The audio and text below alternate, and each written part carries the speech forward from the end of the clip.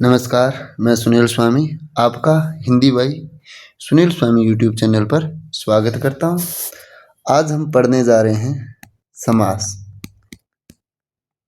सबसे पहले बात करते हैं समास शब्द की व्युत्पत्ति की, यानी समास शब्द है उसकी व्युत्पत्ति कैसे हुई। तो सम प्लस आज से हुई। तो बात करते हैं सम का अर्थ क्या होता है। सम का अर्थ होता है पूर्णतया,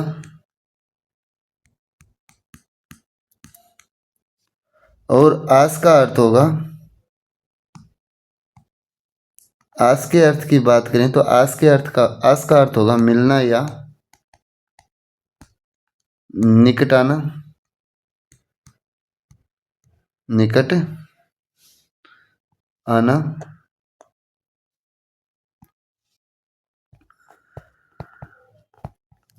ठीक, अर्थात यानी इसका पूर्णतः अर्थ लेंगे तो क्या निकलेगा, अर्थात दो या दो से अधिक पदों का पूर्णतया मिलना या निकट आना। ठीक, अब बात करते हैं समास शब्द की अर्थ की, यानी समास शब्द का अर्थ क्या होता है। समास का अर्थ, तो अर्थ क्या होता है। समास का अर्थ होता है संक्षिप्त या संक्षेपण या छोटा करना। ठीक, अब बात करेंगे हम किसकी, परिभाषा की। तो परिभाषा क्या है इसकी।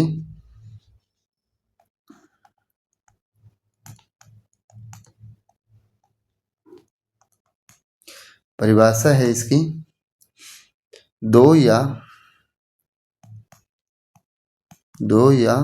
दो से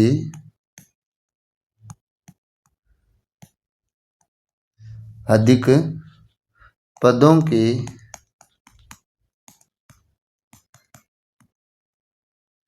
मेल को जिनके बीच के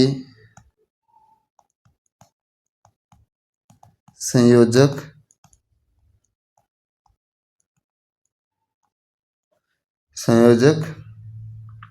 शब्दों अथवा कारक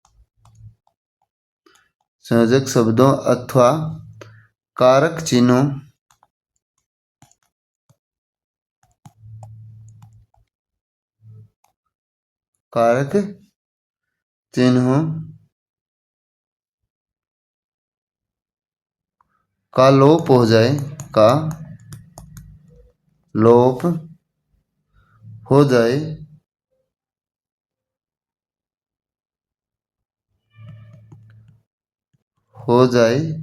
उसे क्या कहते हैं, समास कहते हैं। क्या कहते हैं, समास कहते हैं। यानी परिभाषा क्या है, दो या दो से अधिक पदों के मेल को जिनके बीच के संयोजक शब्दों अथवा कारक चिन्हों का लोप हो जाए समास कहते हैं। जैसे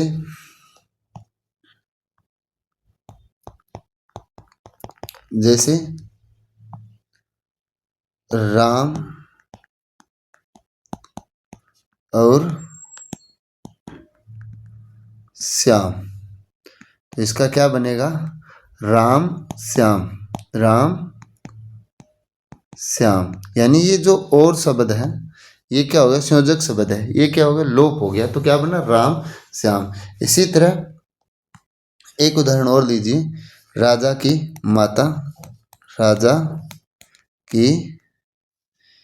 माता राजा की माता, तो क्या बनेगा? राज माता। तो ये क्या हो गया? यानी की और शब्द है वो दोनों क्या लोप हो गए। यहाँ पर कारक चिन्ह की था तो इसका भी लोप हो गया, तो इसे क्या कहते हैं? समास कहते हैं। अब देखिए आगे, दो या दो से अधिक पदों को मिलाकर एक ही पद बनाने की क्रिया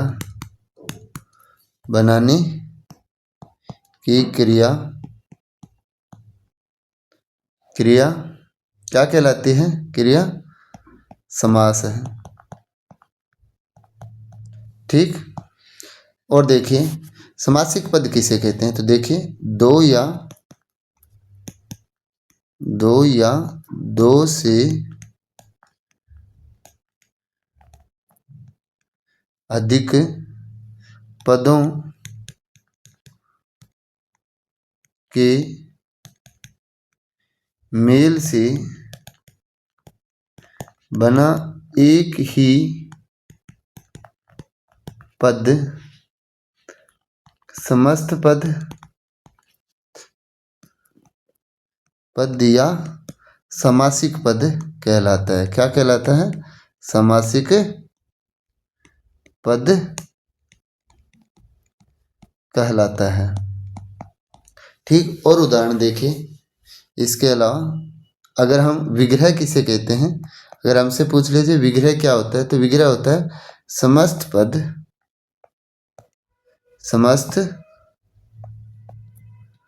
पद को खंडित कर पदों को अलग अलग करने की क्रिया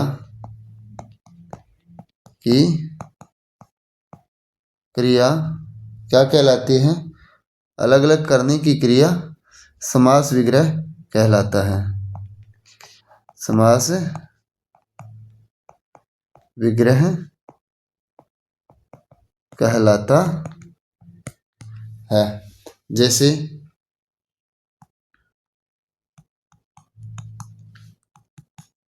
रसोई घर, ये तो क्या होगा? समस्त पद हो जाएगा। क्या हो जाएगा? समस्त पद। और इसका विग्रह करेंगे तो क्या लिखेंगे? रसोई के लिए घर। क्या लिखेंगे? रसोई के लिए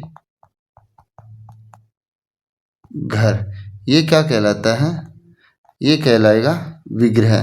क्या कहलाएगा? विग्रह। ठीक। तो हमने क्या पढ़ा? हमने पढ़ा कि दो या दो से अधिक पदों को मिलाकर एक ही पद बनाने की क्रिया क्या कहलाती है? समास कहलाती है। ठीक। दो या दो से अधिक पदों के मेल से बना एक ही पद क्या कहलाता है? समस्त पद या सामासिक पद कहलाता है।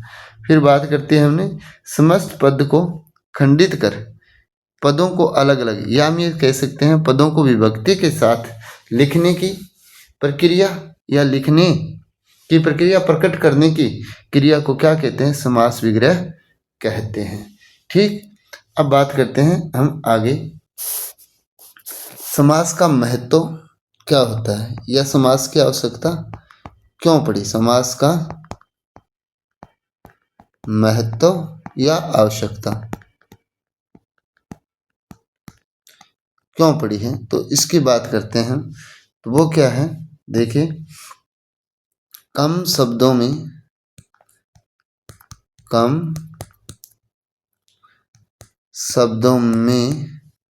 ज़्यादा से ज़्यादा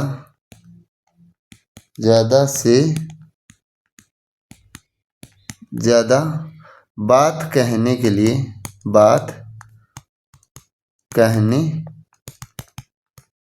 लिए किसका प्रयोग करते हैं? समास का प्रयोग करते हैं। के लिए समास का प्रयोग किया जाता है। समास का प्रयोग किया जाता है, यानी कम से कम शब्दों में, कम शब्दों में या कम से कम शब्दों में ज़्यादा से ज़्यादा बात कहने की जो क्रिया है वो क्या कहलाती है? समास। यानी समास का उद्भव किस लिए है? यानी कम शब्दों में बड़ी बात कहना या पूर्ण बात कहना, वो ही समास का उद्भव का कारण है। अब हम बात करेंगे समास के भेद। समास के भेद की बात करते हैं तो समास के भेद कितने होते हैं? तो इसके दो तरह माने जाते हैं। इसके दो कैसे तरह माने जाएंगे? देखिए, दो तरह से। एक तो पद पूछा जाए हमें, पद की प्रधानता के आधार पर समास के भेद, तो हम उत्तर देंगे कितने? 4। पद की प्रधानता के आधार पर समास के कितने भेद होते हैं? तो 4 होते हैं। तो कौन कौन से होते हैं? तो देखिए, पद की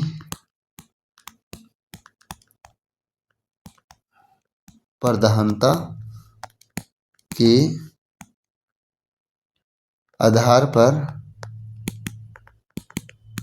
आधार पर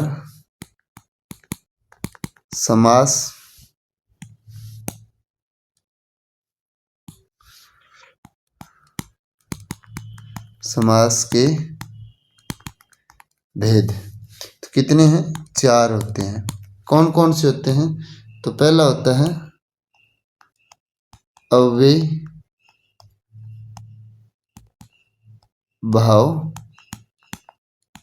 समास।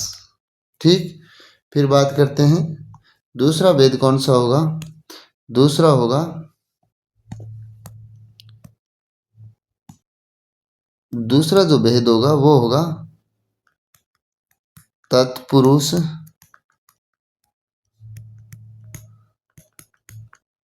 समास। फिर बात करते हैं हम तीसरे की। तो तीसरा जो भेद होगा वो होगा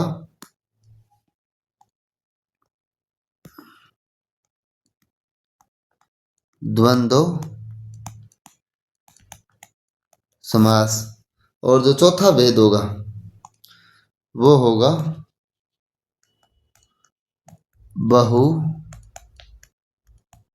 बहुविरही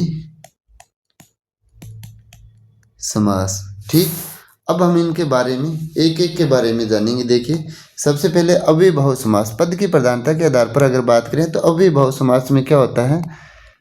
पहला पद प्रधान होता है।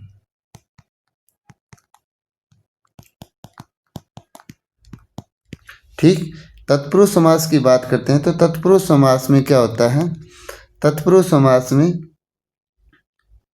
दूसरा या कह सकते हैं उत्तर पद प्रधान होता है। फिर बात करते हैं हम किसकी? तीसरी द्वंद्व की। द्वंद्व में क्या होता है? दोनों पद प्रधान होते हैं। क्या होता है? दोनों पद प्रधान होते हैं।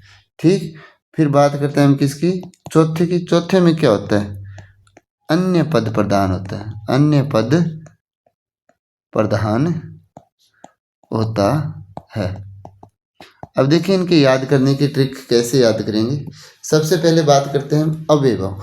अव्यय में हिंदी वर्णमाला में सबसे पहला जो वर्ण आता है वो क्या आता है? अ आता है। तो अ आता है, ऐसे क्या बना? अव्ययभाव। अव्ययभाव में कौन सा पद प्रधान होता है? पहला पद प्रधान होता है। अब यहाँ पर तत् का अर्थ हम बाद से लेंगे। तत् बाद यानी बाद वाला यानी उत्तर पद प्रधान होगा। फिर बात करते हैं द्वंद्व। द्वंद्व में कितने दायरे हैं? 2 दायरे हैं। कितने दायरे हैं? 2 आ रहे हैं, तो यानी दोनों पद प्रधान है। क्यों?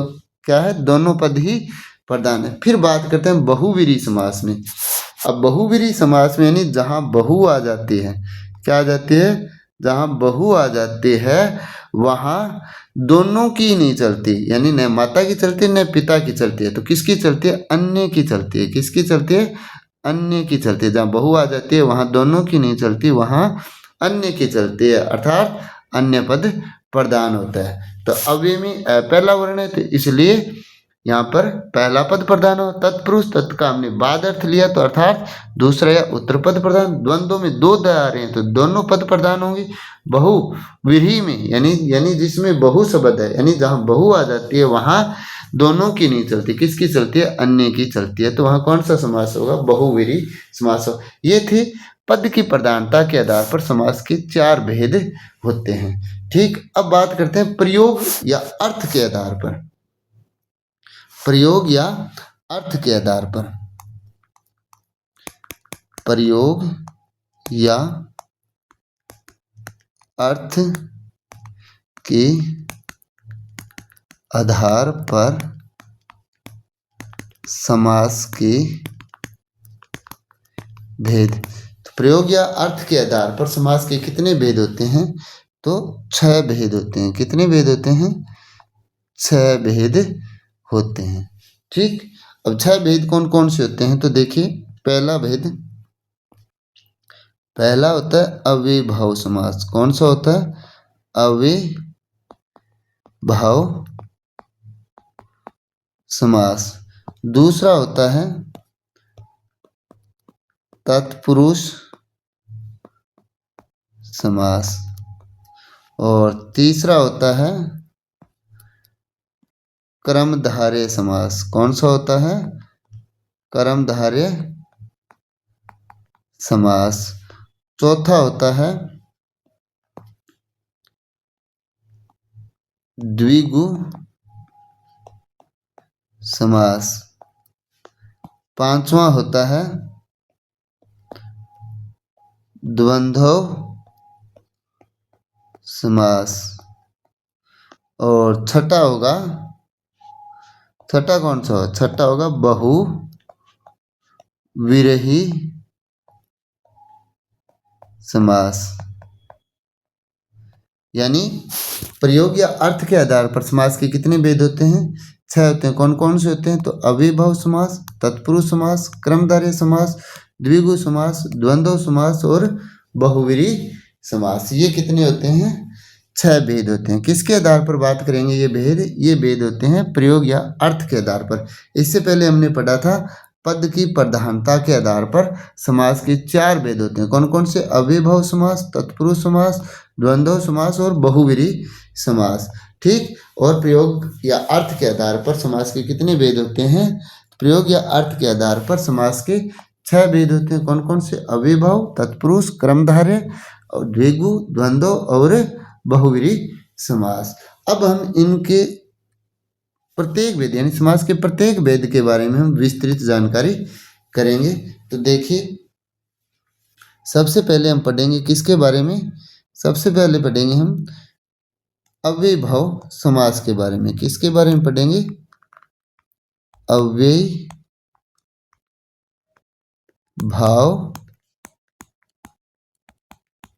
समास के बारे में। अब देखिए, अव्ययभाव समास के बारे में पढ़ने जा रहे हैं। तो इसमें क्या होता है? इसमें होता है वह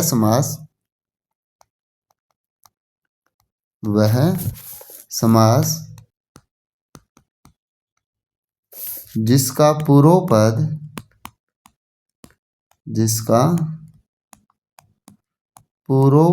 पद तथा संपूर्ण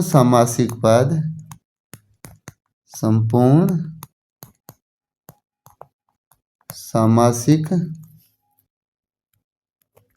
पद अव्यय या अविकारी शब्द हो, उसे क्या कहते हैं? अव्ययभाव समास कहते हैं। क्या कहते हैं? अव्ययभाव समास कहते हैं।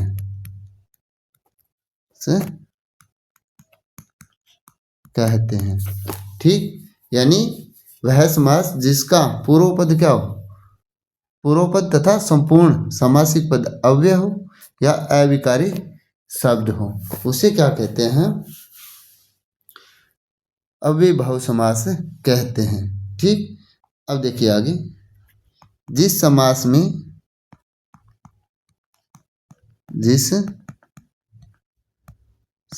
में पहला पद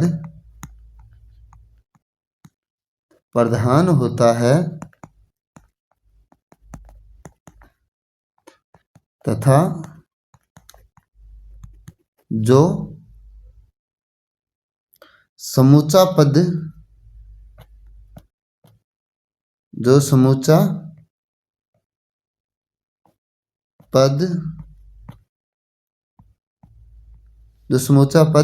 क्रिया विशेषण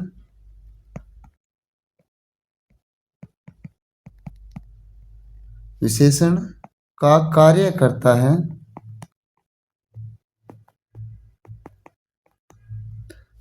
है उसे अव्ययीभाव समास कहते हैं।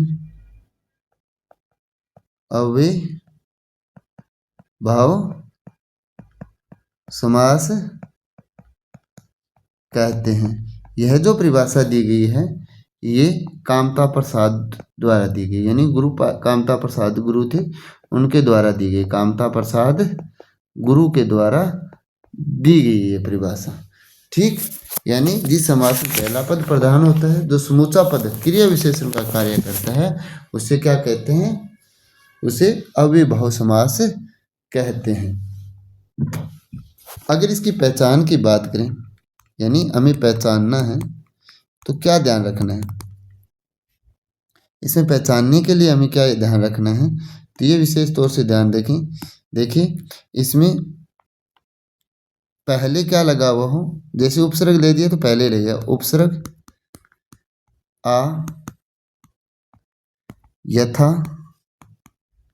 भर, हर, प्रति तथा शब्द की पुनरावृत्ति हो तो वहाँ कौन सा समास होगा, वहाँ अव्ययीभाव समास होता है। कौन सा होता है, अव्ययीभाव समास होता है, वहाँ अव्ययीभाव समास होगा, अव्ययीभाव समास होता है। यानी जहाँ उपसर्ग आ, यथा, भर, हर, प्रति तथा शब्द की पुनरावृत्ति हो, वहाँ क्या होगा, अव्ययीभाव समास होता है। ये ट्रिकी है, हमेशा ही याद रखना, अगर ये चीज़ें जहाँ आ रही है तो वहाँ 100% तो नहीं कह सकता, 99% अव्ययीभाव समास ही होगा। ठीक, अब बात करते हैं अव्ययीभाव समास के कुछ उदाहरण।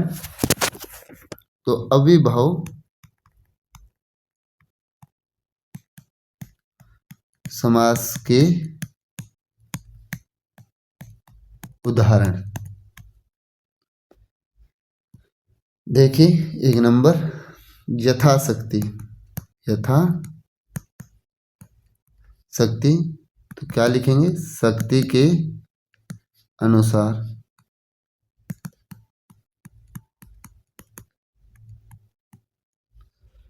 दूसरा उदाहरण है प्रतिदिन, तो क्या लिखेंगे, हर दिन या प्रत्येक दिन। तीसरा देखिए भरपेट, पेट भरकर, यानी अव्ययीभाव समास है, उसमें क्या हमने क्या पढ़ा, आ, यथा, भर, हर, प्रति शब्द की पुनरावृत्ति या उपसर्ग लगे हो, वहाँ कौन सा होगा, अव्ययीभाव। जैसे इसमें क्या दिया, यथाशक्ति, तो क्या बना, शक्ति के अनुसार। प्रतिदिन, तो इसके हर दिन भी बनता है और प्रत्येक दिन भी बनता है। भरपेट, पेट भरकर। और देखिए निधड़क, निधड़क यानी बिना धड़क के, बिना धड़क के। इसी तरह और देखिए आकंठ यानी कंठ तक, कंठ तक। इसी तरह नियोग, नियोग का क्या बनेगा? योग, ठीक तरह से योग, क्या बनेगा? ठीक तरह से योग, ठीक तरह से योग। और देखिए प्रतिशत, प्रतिशत तो क्या बनेगा? प्रत्येक शत या हर शत, ठीक। फिर बात करते हैं हम साफ साफ, साफ साफ तो क्या लिखेंगे? साफ के बाद, साफ, साफ के बाद साफ। फिर बात करते हैं हम किसकी? हाथों हाथ, हाथों हाथ क्या लिखेंगे? हाथ ही हाथ में, हाथ ही हाथ में। फिर बात करते हैं एक एक, एक एक, या इसको ऐसे भी लिख सकते हैं एक एक। तो इसका क्या बनेगा? एक के बाद एक, एक के बाद एक। और बात करते हैं घर घर, घर घर तो क्या बना? घर के बाद घर, घर के बाद घर। और उदाहरण देखिए, और उदाहरण है पल पल, पल पल का क्या बनेगा? प्रत्येक पल, प्रत्येक पल, या पल ही पल में, पल ही पल में, ठीक। और उदाहरण देखिए जैसे बीचों बीच, बीचों बीच क्या बनेगा इसका? बीच के भी बीच में, बीच के भी बीच में। और उदाहरण देखिए दिनों दिन, दिनों दिन तो क्या बन जाएगा? दिन के बाद दिन, दिन के बाद दिन। और उदाहरण देखिए आजन्म, तो इसका क्या बन जाएगा? जन्म से लेकर, जन्म से लेकर। प्रतिमास तो क्या लिखेंगे? प्रत्येक मास या हर मास, ठीक। ये क्या थे? अव्ययभाव समास के उदाहरण थे। और भी देख लीजिए जैसे आमरण, क्या बन जाएगा? मरण तक, ठीक। आजीवन, आजीवन का क्या बन जाएगा? जीवन भर, जीवन भर। तो ऐसे बहुत सारे ऐसे उदाहरण हैं जो हम इसको इसके कर सकते हैं। तो ये था अव्ययभाव समास। आज हमने जो पढ़ा है वो एक बार आप रिपीट कर लीजिए। देखिए हमने क्या क्या पढ़ा है। हमने पढ़ा समास, समास में सबसे पहले हमने पढ़ी समास की उत्पत्ति।